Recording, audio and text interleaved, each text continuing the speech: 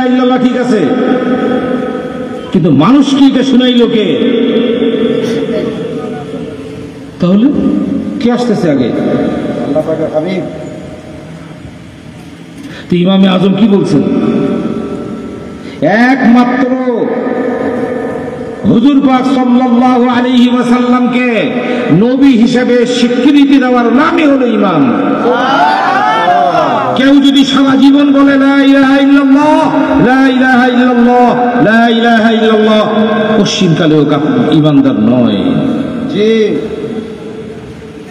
সে মুওয়াহিদ। হ্যাঁ, শুধু লা ইলাহা ইল্লাল্লাহ ঈমান হবে কখন? শর্ত আছে। যখন আগের নবী নাই, পরের নবী আসে নাই, আগের নবীর দাওয়াত মানুষ ভুলে গেছে, আগের নবীর রসুলের আদর্শ মানুষ ভুলে গেছে, আগের নবীর সবক শিক্ষা মানুষ ভুলে গেছে, পরবর্তী নবী এখনো আসে নাই। এই যে মাঝখানের সময়, এই যে in between two apostles interval period, এই পিরিয়ড একে কোরআন শরীফের ভাষায়, হাদিস শরীফের ভাষা বলে ফিতরত। জামানায়ে ফিতরত, তনা তা ফিতরত। এই ফিতরতের জামানায় কেউ যদি লা ইলাহা ইল্লাল্লাহ বলে তাইলে সে ইমানদার হবে। তাও আবার কি ইমানদার? মুওয়াহিদ ইমানদার, একত্ববাদী ইমানদার,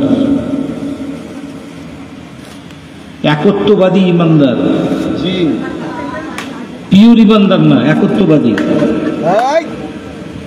কারণ সে আগের নবী দেখে নাই, আগের নবীর শিক্ষা পায় নাই, পরের নবীকেও এখনো পায় নাই, তবুও সে ইমানদার হয়েছে, আল্লাহকে চিনে বুঝে।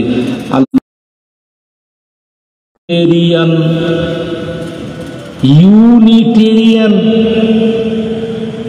আর আমাদের কি ইউনিটেরিয়ান বললে ইমানদার হবে?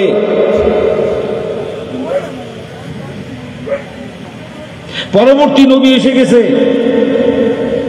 তখন শুধু লা ইলাহা ইল্লাল্লাহ বললে সে আর ইমানদার মুওয়াহিদও হবে না, মুওয়াহিদও হতে পারবে না। কারণ নবী এসে গেছেন, দুনিয়ার বুকে রসুলের কদম মোবারক পড়ে গেছে। অতএব জমিনে যারা আছে তাদেরকে রসুলকে মেনেই ইমানদার হতে হবে। সুবহানাল্লাহ। নবীজি সাল্লাল্লাহু আলাইহি সাল্লাম বলেন, জানো উম্মত, আল্লাহ তাআলা আমাকে যত নিয়ামত দান করেছেন, যে এটা কোন নবীকে কখনোই দান করেন নাই। আল্লাহ পাকের রাসূল সাল্লাল্লাহু আলাইহি সাল্লাম বলছেন, মিফতাহুল আরদ, অর্থাৎ জমিনের চাবি আল্লাহ পাক আমার হাতে দান করেছেন। সুবহানাল্লাহ। আল্লাহ পাক আমাকে যত নিয়ামত দান করেছেন তার মধ্যে একটা নিয়ামত হচ্ছে আমাকে জমিনের চাবি। সুবহানাল্লাহ বলেন। চাবি চেনেন না? কি করে? তালা খোলে। জমিনের চাবি আল্লাহ তাআলা আমাকে দান করেছেন। জমিন বলতে কি? বাংলাদেশের জমিন, আরব দেশের জমিন, চাবি। আরব দেশে যে জমিন আছে সেটার চাবি, শুধু বাংলাদেশের চাবি নাকি গোটা বিশ্বের যত, মানে মাটি বলতে যা বোঝায়,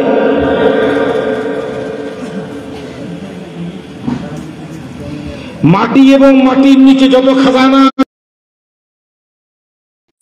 আমার হাতে।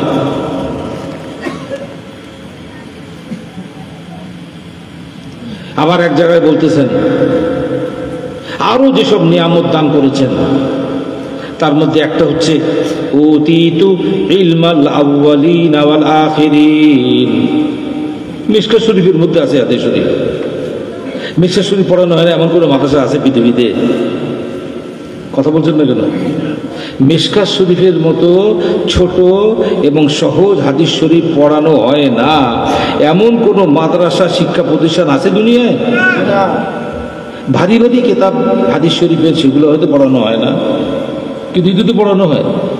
এখানেই আছে হাদিস শরীফ, বাবু ফাদাইলিন নবী সাল্লাল্লাহু আলাইহি সাল্লাম, মিশকাত শরীফে একটা অধ্যায় আছে, দেখবেন আল্লাহ পাকের রাসূল সাল্লাল্লাহু আলাইহি সাল্লামের ফজিলত সমূহ,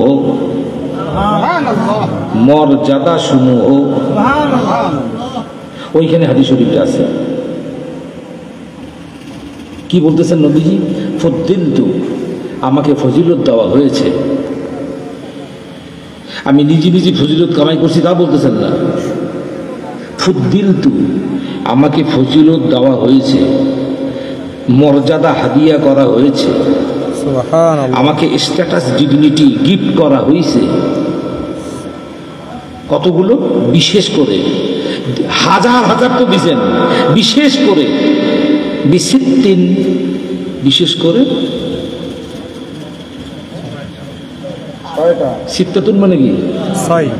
বিসিত্তিন, বিশেষ করে 6টা ফজিলত আমাকে দেওয়া হয়েছে আর কাউকে দেওয়া হয় নাই। সুবহানাল্লাহ। 100 বছর হয়ে গেছে, অন্ধ মৌলবীর বাচ্চা পড়েও নাই, পড়লেও ওইটা আর মনে রাখতে পারে নাই। পারবে কি করে? দল তো তাকে অন্ধ বানাই দিছে। কথা বোঝেন নাই? দলের থিওরি, দলের থিওরি, দলের বক্তব্য, দলের লিখনি, দলের স্লোগান তার অন্তরকে অন্ধ বানায় দিছে। সে পড়বে কি করে? তার পড়ার খোলার সময় আছে নাকি? দল ঠেকাবে না, হাদিস পড়বে। হ্যাঁ, নবীজি বলতেছেন, এই দেখ আমার মর্যাদা কত, দেখ। অতি জিন্দাবাদ জিন্দাবাদ জিন্দাবাদ জিন্দাবাদ। কি তাই তাই হচ্ছে না? আলাইহিস সালাম, তার মানে কি? আলী রাদিয়াল্লাহু আনহু, উনার মর্যাদা, উনার প্রশংসা সম্পর্কিত বাব, অধ্যায়। প্রত্যেক সাহাবীর জন্য আলাদা আলাদা অধ্যায় আছে। মানাকিবে আবু বকর সিদ্দিক রাদিয়াল্লাহু আনহু, মানাকিবে ফারুক আযম, মানাকিবে যিন্নুরাইন, মানাকিবে আলী কাররামাল্লাহু ওয়াজহু, আলাদা আলাদা।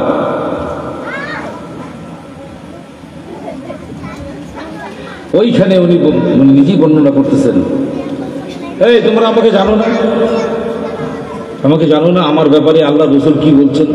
আলী রাদিয়াল্লাহু আনহু সারা জীবন বলতেন, সারা জীবন এই কথা বলতেন। আল্লাহ পাকের রাসূল সাল্লাল্লাহু আলাইহি সাল্লাম শুধুমাত্র আমাকে উদ্দেশ্য করে বলেছেন, আমি আল্লাহর রাসূল হচ্ছি জ্ঞানের শহর, মদিনাতুল ইলম, আনা মদিনাতুল ইলম। আমি হচ্ছি, মদিনা মানে কি? শহর, শহর, সিটি অফ নলেজ। আমি হচ্ছি জ্ঞানের শহর। আর ওই শহরের দরজা হচ্ছেন আলী রাদিয়াল্লাহু আনহু।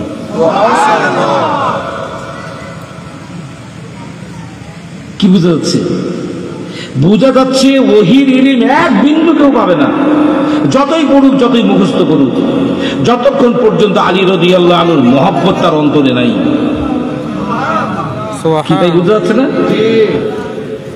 ওহীর দরজায় তুমি তো ঢুকতেই পারবে না। হ্যাঁ, ওহীর শহরে, শহরে ঢুকবে কোন দিক দিয়ে? ঘরে ঢুকে কোন দিক দিয়ে? দরজাটাকে আপনি উনি কিন্তু চেনেনই না।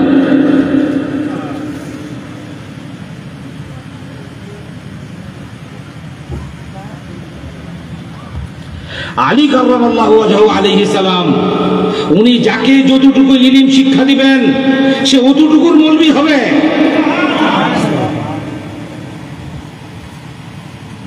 শহরে ঢুকে তুমি কি খোঁজ করবা? হ্যাঁ, আর একটা লাইব্রেরিতে তো হাজার হাজার লাখ লাখ বই থাকে, থাকে না? সব বই কি আপনার দরকার? আপনি গেছেন একটা দুইটা তিনটা চারটা বই কিনতে, আপনি বুঝবেন কি করে ওই বইগুলো আছে কোথায়? লক্ষ বইয়ের মাঝে আপনার 3টা বই দরকার। ওই 3টা বই যে লক্ষ বইয়ের ফাঁকে কোন জায়গায় আছে আপনি জানেন? কাকে লাগবে? ওই বইগুলা যে সাজিয়ে রেখেছে লাইব্রেরিয়ান, তাকে লাগবে। এটা আপনি বোঝেন তো নাকি? এইটা বুঝলে ওইটা বুঝবেন না কেন? আমি নবী, আমার ইলম সম্পর্কে তোমাকে যদি জানতে হয়, আলী রাদিয়াল্লাহু আনহুর পিছনে দাঁড়াও, লাইন লাগাও।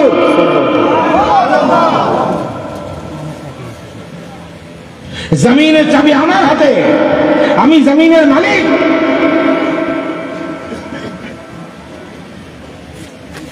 আপনি মসজিদে গেছেন তালা বন্ধ, টয়লেটে গেছেন তালা বন্ধ, আপনি বলবেন না ভাই তালাটা একটু খুলে দাও? বলবেন না নাকি? তালা না খুলে আপনি ঢুকবেন কিভাবে? বুঝতে পারছি না বাড়িটাই? তা মালিকটা কি হচ্ছে? যার কাছে বিষয় মালিক হচ্ছে। আপাতত মালিকটা কি হচ্ছে? যার কাছে চাবি সেই তো মালিক। সৃষ্টি করছেন কে? আল্লাহ। মালিক বানাই দিচ্ছেন আল্লাহ। সুবহানাল্লাহ বলেন। উনি তো বলতেছেন আমি নিজে নিজে চাবি বানাই নাই, আমাকে চাবি আল্লাহ পাক আমার হাতে দিয়ে দিয়েছেন। নেন হাবিব আমার, এই যে নেন, আপনাকে জমিনের চাবি দেওয়া হলো, নেন, এটা আপনি মালিক।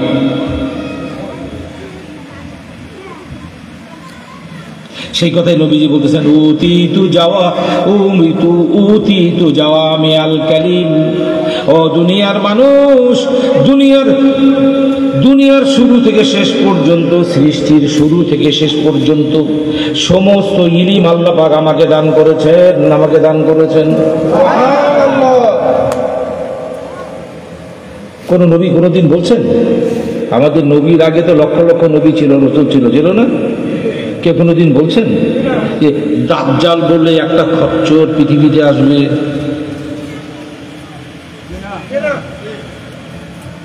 ইমাম মাহদী আলাইহিস সালাম 3 নম্বর প্রশ্নটা দেখায় করা হবে।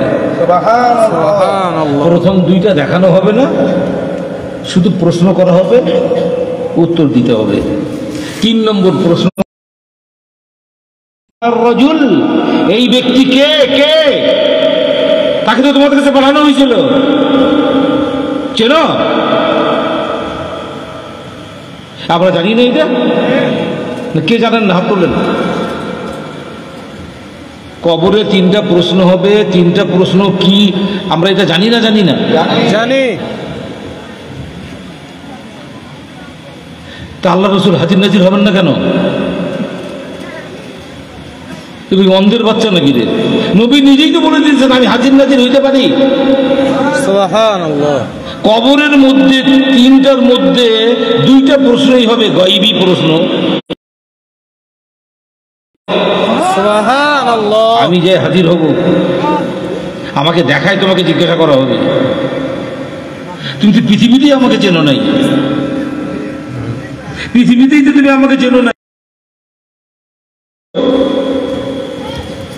চার উপরে আল্লাহ পাক কোরআন শরীফ নাজিল করছেন। আল্লাহ পাক তো নিজেই উনার ব্যাপারে প্রশংসা করে বসে আছেন কোরআন শরীফের মধ্যে। সুবহানাল্লাহ। মানুষের প্রশংসার দরকার নেই তো। দেখেন আমি একটা আয়াত শরীফ পড়বো। আয়াত শরীফটা ছোট্ট আয়াত শরীফ, এটা 19 নম্বর পারায় আছে, পবিত্র সূরাতুশ শুআরা। وتقلبك في الساجدين الله أكبر وتقلبك في الساجدين দেখেন মাত্র 3টে শব্দ, তাকাল্লুবাকা ফি সাজিদিন। আল্লাহ পাক কি বলতেছেন? হে আমার হাবিব, হে আমার মাহবুব সাল্লাল্লাহু আলাইহি ওয়াসাল্লাম, আপনার স্থানান্তরিত হওয়ার, প্রত্যাবর্তিত হওয়ার বিষয়টা বুঝতে পারতেছেন বাংলা ভাষা? স্থানান্তরিত, প্রত্যাবর্তিত, transfer from here to there, আপনার আগমনের ধারাটা, আপনি যেটা বলেন, আমি অনেকগুলো বাংলা বলতেছি, আপনি যেটা খুশি বোঝেন। আপনার পৃথিবীতে আগমনের ধারাবাহিকতা, স্থানান্তরিত হওয়ার বিষয়টা কেমন জানেন? দুনিয়াবাসীকে বলে দেন, আমি আপনার জন্য এই সিস্টেম করেছি। সিস্টেম কি করেছি? ফিসাজিদিন, পবিত্র সেজদাকারীগণ, সাজিদ এক বচন, সাজিদ, আপনাকে স্থানান্তরিত করেছি। অন্ধের বাচ্চা মৌলবীকে এটা প্রমাণ করতে হবে এই আয়াত শরীফ মানসুখ। এই আয়াত শরীফের বিধান আর কার্যকরী নাই, এটা প্রমাণ করতে হবে। তারপরে বলতে হবে রসুলের পিতা মাতা তারা ইমানদার নয়। ঠিক বলছি তো নাকি? এই আয়াতকে বাতিল প্রমাণ করতে হবে, তারপরে বলতে হবে যে রসুলের পিতা মাতা ইমানদার নয়। কথাটা কার? আল্লাহ পাকের। কথা বলেন না কেন? এই কথাটা কার? তাকাল্লুবাকা ফিসাজিদিন, এই কথাটা কার রে? আল্লাহ পাক বলতেছেন, আমি আপনাকে সেজদাকারীদের মাধ্যমে স্থানান্তর করাইছি। তা কি বোঝা যাচ্ছে? ওনার পিতা মাতা ইমানদার, সেজদা করবে কে? কাফের? ওনার পিতা মাতা ইমানদার, ওনার পিতা মাতার পিতা মাতা ইমানদার, ওনার পিতা মাতার পিতা মাতার পিতা মাতা ইমানদার, তারও পিতা মাতা ইমানদার, তারও পিতা মাতা ইমানদার, তারও পিতা মাতা ইমানদার, একেবারে আদম আলাইহিস সালাম থেকে আরম্ভ করে সবাই ইমানদার। কি এটা তাফসীর হবে না? খণ্ডন করেন তো দিকে কেউ আছেন নাকি এখানে? বাংলাদেশের মৌলবীর বাচ্চা, শয়তানের বাচ্চা, এগুলা কি বলে? আর আগের যুগের মৌলবীর বাচ্চা মুফাসসিররা কি বলে দেখেন।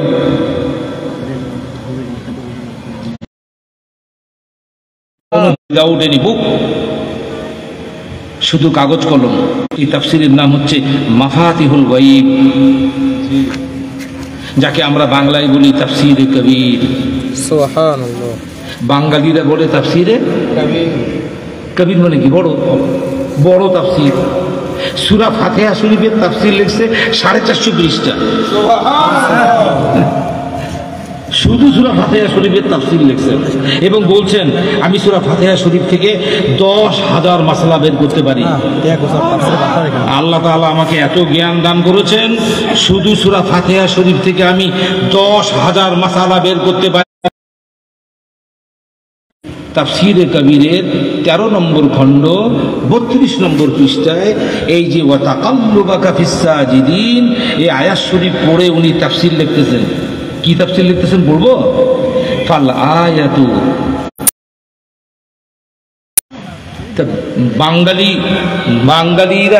বাঙালি ইমানদাররা এই মৌলবীদের কথা পড়বে না ওই মৌলবীদের কথা পড়বে রে?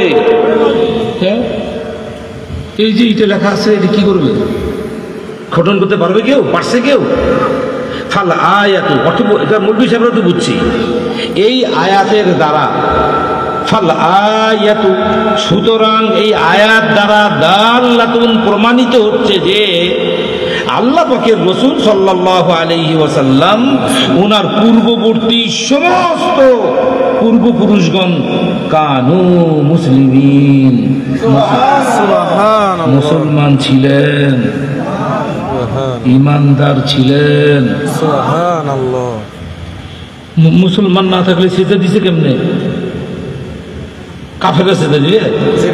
একটা ছেলে, মানে আপনাদের গ্রামে 70 বছর 80 বছর বয়সের একজন বুড়ো আছে, নাই? আছে। তাকে জিজ্ঞাসা করেন, এই যে বুড়া মিয়া, এই যে আপনার পাড়ার এই যে ছেলেটাকে দেখতেছেন, এই যে 16-17 বছর বয়স বা 20 বছর বয়সের এই ছেলেটা 5 ওয়াক্ত নামাজ পড়ে বা মসজিদে যায়, সেজদা করে, আল্লাহকে সেজদা করে, এর বাপ কেমন ছিল? এর বাপকে দেখছেন বলে? হ্যাঁ, এই বুড়া বলতে পারবে না? ওই পাড়ার তো, ওই পাড়ারই ছেলে। এর বাপকে আপনি চেনেন বলে? হ্যাঁ, এর বাপ কেন, এর বাপের বাপ কেন আমি চিনি? ওই বুড়া বলতেছে এর দাদাও সেজদা করতো, এর দাদার বাপও সেজদা করতো।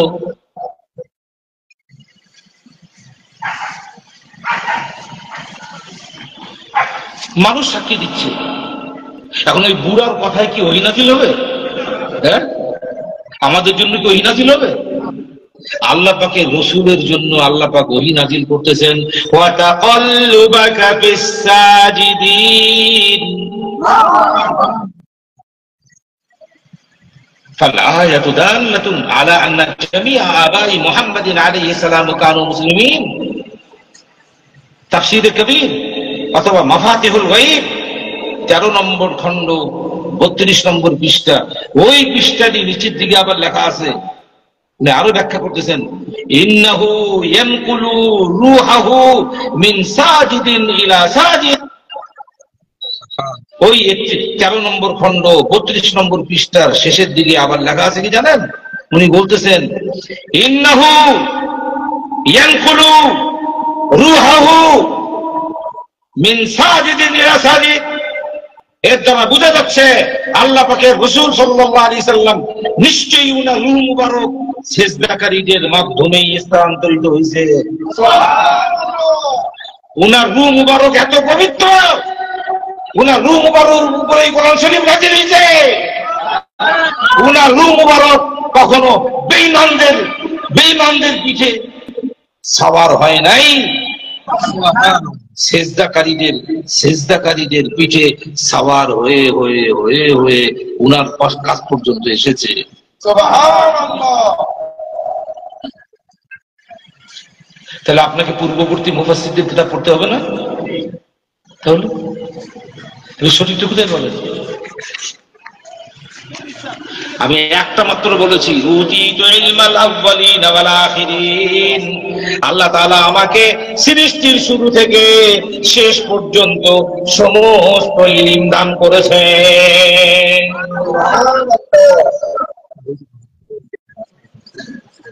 আম্মাজান খাদিজাতুল কুবরা রাদিয়াল্লাহু আনহা জিজ্ঞাসা করলেন, ইয়া রাসূলুল্লাহ, ইয়া হাবিবাল্লাহ সাল্লাল্লাহু আলাইহি সাল্লাম, আপনাকে পেয়ে তো জীবন ধন্য হলো, আপনাকে ঘন ঘন পাচ্ছি কাছে, হাসরের ময়দানে আপনি তো সমস্ত সৃষ্টির সর্দার, আপনি তো বিভিন্ন দায়িত্ব পালন করবেন, হাসরের মাঠে আপনাকে কোথায় পাবো? সুন্দর কথা কিনা? আমাদের কথা কিনা?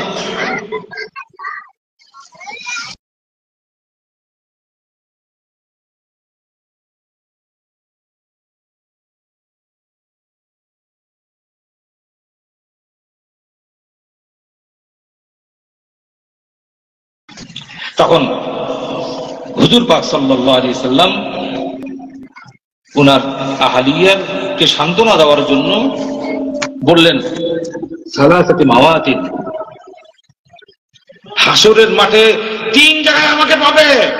সুবহানাল্লাহ। কিসের সংবাদ? এই অন্ধের বাচ্চা, এই অন্ধের বাচ্চা শয়তান বলবি, বল এটা কিসের সংবাদ? বল। গায়েবের সংবাদ। হারামজাদা, হাসরের ময়দান কবে হবে? কথা বলে না কেন? হাসরের ময়দান কবে হবে, কেমন হবে, কি কি হবে, সেই খবর দুনিয়ায় বসে দিতেছেন। ফি সালাসাতি মাওয়াতিন, 3 জায়গায় আমাকে খুঁজবে, তাহলে পাবে। আল্লাহু আকবার। ইনদা সিরাত, ইনদাল মিজান, ইনদাল কাউসার। সুবহানাল্লাহ। শয়তানের বাচ্চা, নিমুখ হারাম, ইলমের চোর, হাসরের ময়দানে কি হবে সেই সংবাদ যিনি দিতে পারেন তিনি আর কি পারবেন না রে? হ্যাঁ, কান্নাকাটির কোনো প্রয়োজন নেই। 3 জায়গায় আমাকে খুঁজলে যে কোনো এক জায়গায় আমাকে পাওয়া যাবেই। ইনদাল মিজান, মিজান বুঝেন না? কি হয় ওখানে? আটা বিক্রি হবে। মিজান দিয়ে কি করে? ওজন ইনদাল মিজান। আমি আমার উম্মতের আমলনামা কিভাবে ওজন করা হচ্ছে নিজের চোখে দেখার জন্য কোবরা আলাইহিস সালাম আমি মিজানের কাছে দাঁড়ায় থাকব।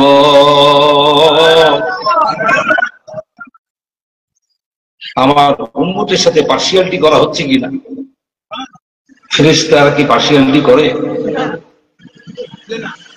তাও উনি বলতেছেন আমার উম্মতের ওজন কিভাবে করা হয় এটা আমি দেখব। কখন আমার উম্মতের কথা মনে পড়বে? আমার কোন উম্মত পিপাসিত কিনা, পিপাসার্থ কোন উম্মত আমাকে খুঁজে বেড়াচ্ছে কিনা, দৌড় দিয়ে আমি হাউজে কাউসারের কাছে যাব। আমার কোন উম্মত পিপাসিত হয়ে আমার কাছে আসলে আমি নিজ হাতে তাকে পানি পান করিয়ে দেব।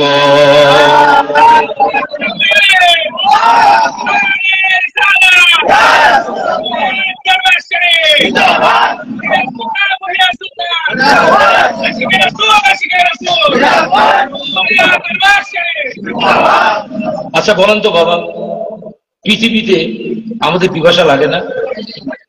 প্রখর রোদের মধ্যে কৃষকরা জমিতে কাজ করে, 1 হাঁটু পানি, তাই না?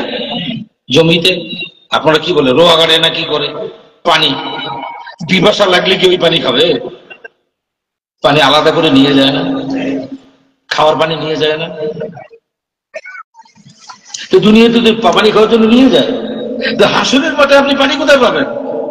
হাসরের মাঠে কি আপনার পিপাসা লাগবে না? যদি এরকম হতো যে কবর থেকে উঠেই হিসাব নিকাশ শুরু, যা হয় হবে, কি বলেন? জান্নাত জাহান্নাম একটা কিছু হয়ে যাক তাড়াতাড়ি, তাই কি হবে? নাকি হাসরের ময়দানে কি করতে হবে? অপেক্ষা করতে হবে, অপেক্ষা। উঠি কি ওজন? আপনাকে হাসরের ময়দানে অপেক্ষা করতে হবে কতদিন? 50,000 বছর। পিপাসা লাগবে না? কাকার পিপাসা লাগবে না? হাত তুলেন তো কি দেখি। লাগবে না। নবীজি বলছেন আমার যেসব আশিক, আমার যেসব মহব্বতের আমার উম্মত যারা আমাকে মহব্বত করতে পেরেছে তাদের হাসরের মাঠে 1 বিন্দু পিপাসা লাগবে না। আর কোন মহিলা উম্মত, আমার কোন মহিলা উম্মত যদি আমার মহব্বতে দুনিয়া থেকে এসে আসে তাহলে তারা জান্নাতি হবে। জান্নাতের মধ্যে তাদের মর্যাদা হবে হুরদের চাইতে অনেক বেশি মর্যাদা।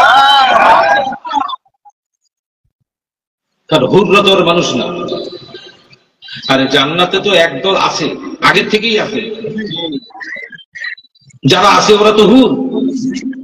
কথা বলুন না, তোরা কি মানুষ? তোরা তো মানুষ না। আমল করে জান্নাতে যায় নাই। আল্লাহ পাক আলাদা ভাবে তোকে বানাইছেন। তোরা জানেনি না যে আদম আলাইহিস সালাম কি? আরে হুররা জানেনি না যে আদম আলাইহিস সালাম কি? উনি তো আদম আলাইহিস সালামের সন্তান না। আলাদা আল্লাহ পাক ওনাদেরকে বানাইছেন। আর দুনিয়া থেকে যেসব মহিলারা জান্নাতে যাবে তারা তো আমল করে যাবে। নবীজির আদর্শ মেনে তারা কষ্ট করে, নবীজির আদর্শ পালন করতে, পর্দা করতে কষ্ট লাগে না? কষ্ট করে জেদ করে জান্নাতে যাইতেই হবে, ভাই হু করবে এগুলো। এই জন্য এই কষ্ট করে আমল করার জন্য যেসব আদম সন্তান জান্নাতে যাবে মহিলারা তাদের মর্যাদা হবে হুরদের চাইতে অনেক বেশি। এই জন্য দেখেন তার দলিল হচ্ছে আল্লাহ পাকের হাবিব মাহবুব নবী সাল্লাল্লাহু আলাইহি সাল্লাম যখন জন্মগ্রহণ করেন তখন তো আমাদের বাংলা ভাষায় আমরা বলি বিধবা মা। কি বলি? ওনার আব্বা তো 6 মাস আগে ইন্তেকাল করছেন। বিধবা মায়ের ঘরে আল্লাহ তাআলা ওনার হাবিব মাহবুব নবীকে পাঠাচ্ছেন, তো উনি জানেন না? আল্লাহ জানেন না? জানেন না নাকি ওনার দাদাকে চিল্লায় বলতে দিয়েছে? দাদা তো বেঁচে আছে, আব্দুল মুত্তালিব বেঁচে আছে না? উনি চিল্লায় বলছেন নাকি এই যে আল্লাহ পাক আমার ছেলেটা নাই, আমার বৌমা একা, আপনি ব্যবস্থা করেন, বলছেন নাকি? বলার পর উনি পাঠাইছেন নাকি? 5 জন জান্নাতি মহিলাকে পাঠাইছেন, তারা হুর না, ওরা মানুষ। এর দ্বারা কি বোঝা যায়? হুরদের চাইতে জান্নাতি মহিলাদের মর্যাদা বেশি। যান আপনারা যান। তার মধ্যে হযরত মারিয়াম আলাইহিস সালাম আছেন, হযরত হাওয়া আলাইহিস সালাম আছেন। শুনলে আপনারা? এসে ওনাকে সান্ত্বনা দিচ্ছেন। কাকে? আল্লাহ পাকের হাবিবের বিধবা মাকে সান্ত্বনা দিচ্ছেন। আর ফেরেশতাদেরকে কি বলছেন শোনো, ফেরেশতাগণ, আমার হাবিব এসে গেছেন, তাকে তার সংবাদ দেওয়ার তো কেউ নাই, তার জন্য খুশি করার তো কেউ নাই। আসো তোমরা যারা আসমানে আসো, সবাই আনন্দ করো, খুশি করো, জান্নাতটাকে সাজাও। আরে জান্নাতে গরুর ঘর নাকি রে? আরে জান্নাতটা কি পরিপাটি করে না? জান্নাত তো এমনি সুন্দর, আবার সাজাবে কি? আল্লাহ পাক বলতেছে, হ্যাঁ, জান্নাতের প্রত্যেকটা গাছের প্রত্যেকটা পাতায় পাতায় আমার সাথে আমার হাবিবের নাম লেখা আছে, অতএব জান্নাতকে সাজাও, প্রত্যেকটা আসমানকে সাজাও, প্রত্যেক জমিনকে সাজাও। আমার হাবিবের মিলাদে আনন্দ করার কেউ নাই, তোমরা করো, তোমরা আনন্দ করো, তোমরা খুশি করো।